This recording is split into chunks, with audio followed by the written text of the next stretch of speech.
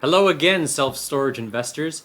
Coach Roel here, and in this short video, I wanted to revisit some of the basics of self-storage investing, as I realized that with the last couple of videos, kind of just jumped right in there. And so I want to make sure that we're all on the same page when it comes to why invest in self-storage facilities. So here we are with Coach Roel's arguments for investing in self-storage facilities. Let's see if you agree with me on these. So, with the discussion of investing in self-storage facilities, let's first talk about what is it that attracted us to investing in real estate in the first place? Well, we love the fact that real estate has the potential to appreciate, that is to increase in value. There's also the depreciation aspect. So depreciation is basically a paper loss. It's an accounting activity really where you can actually take a loss and deduct that against your otherwise taxable income. So basically depreciation is a way that you can reduce your taxable income, and you have a great opportunity with that with real estate investing. There's also the cash flow aspect, the fact that you receive monthly cash flow in the form of rents is very attractive with real estate investing. There's also the equity buildup, the potential to build up equity, especially if you are able to use leverage or borrowing other people's money. As that mortgage is being paid down, your equity is being built up. Also, if the property is appreciating, like we said before, that's also equity that's being built up, meaning your wealth is increasing. And talking about leverage, that's borrowing other people's money. Here's the secret. You do need money to invest in real estate. It just doesn't have to be yours. So that's the whole concept behind using OPM or other people's money. It's the world's favorite asset. Banks love lending money against real estate because it's tangible. You can touch it, you can feel it, you can insure it in case it catches fire. So the fact that you can leverage real estate is very attractive, meaning you can use other people's money in order to purchase it. It is also an inflation hedge. If you are like me and you believe that currency, paper money, is going to continually decrease in value as it has over the last almost 100 years, then hard assets, especially assets like real estate, is a hedge against inflation, because as the value of money goes down, hard assets like real estate continually go up. It's not so much that the value of real estate is go up, more so than it is really the value of currency going down. But that's a whole other rabbit hole. Basically, a hedge against inflation is a very good hedge against inflation is real estate, which is what makes it attractive as an investment vehicle. Now, how about reasons not to invest in real estate?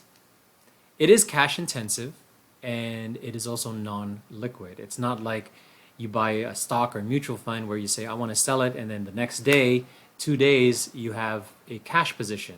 It doesn't work like that.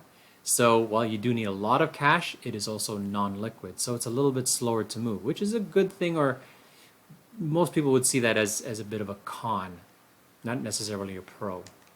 It is a long-term investment, so you do have to have patience to be able to realize the gains in real estate. And there are a lot of repairs and maintenance, toilets, roofs breaking down. There's a lot of systems, air conditioning units, heating units, electrical unit systems, plumbing, so on and so forth. And then there comes the tenants. You know, one of the cliches about real estate investing is somebody may say, oh yeah, I really love investing in real estate, or I love the idea of investing in real estate. It's just that the tenants, right? If real estate were empty in and of itself, great. But the fact that you have to manage tenants and non-payment of rent, etc., that's the challenge. And with tenants comes people management. Even if we're talking about non-residential, like commercial, you still have tenants, right? So you still have a small business or a large business, a store owner, a business owner, an office, a warehouse. If you're renting that out to somebody who's not living there, pretty much you're renting it out to a business or a commercial entity of some sort.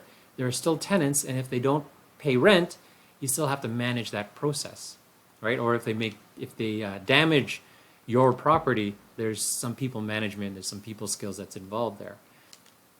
And there's also eviction laws for non-payment of rent that you have to deal with. That's another con or negative side, a downside to traditional real estate investing that people will cite.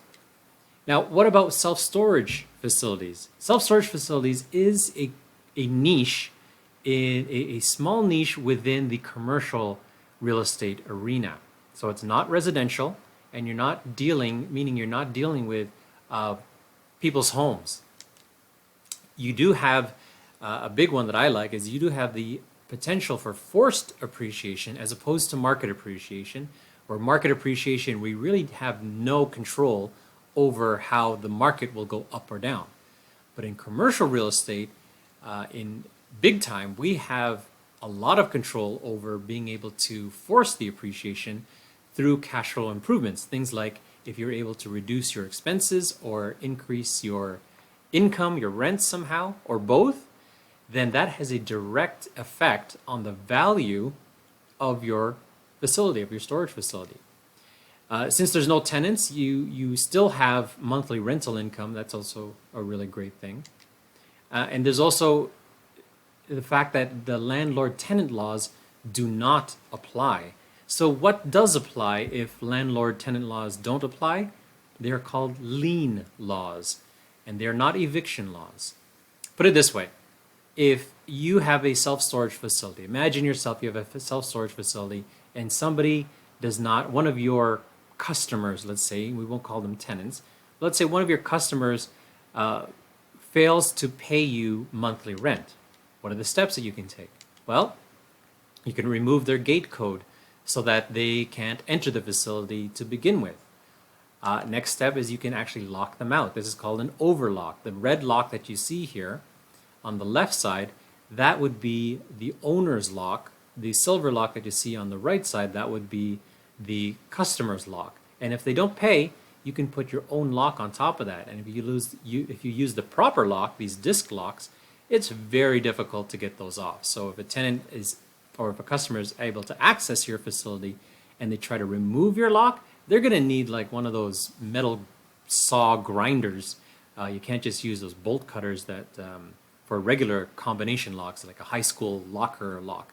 These are heavy duty locks that you need like a grinder, a saw, to be able to remove that. And then worst case scenario, if all else fails, you can auction off their stuff. You just have to make sure you follow your local state or provincial laws and make sure you're giving the proper notice and you're waiting the proper amount of time to be able to do those auctions. And like those reality TV shows, yep, you can auction off their stuff, and either way, you're going to be able to get paid. But what about the people management? Because isn't it kind of like a business and you need to babysit people? Well, think about this. Self-storage facilities, you don't have a steady stream of people coming in every single day. It's not like a fast food restaurant where you have customers constantly ordering. Once in a while, you have people come in, maybe a handful each day. And then what about the person at the front desk? Don't you need somebody there? Yes and no.